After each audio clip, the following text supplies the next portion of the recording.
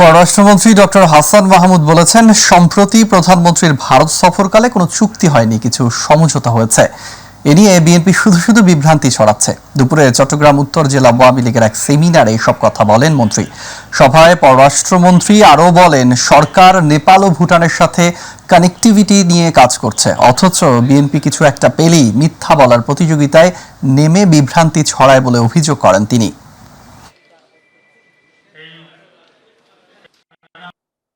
21-22 মাননীয় প্রধানমন্ত্রী ভারত সফরে গিয়েছেন।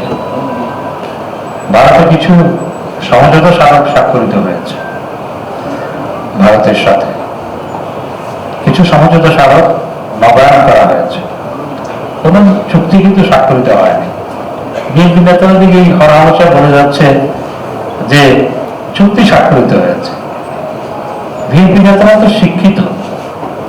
ফখরুল ইসলাম আলমগীর সাহেব নাকি ঢাকা কলেজে পড়াতেন, মঈন খান তিনিও শিক্ষিত, আরো বেশ কয়েকজন শিক্ষিত মানুষ এখন অশিক্ষিতের মতো কেন কথা বলছেন সেটি আমার বোধগম্য না।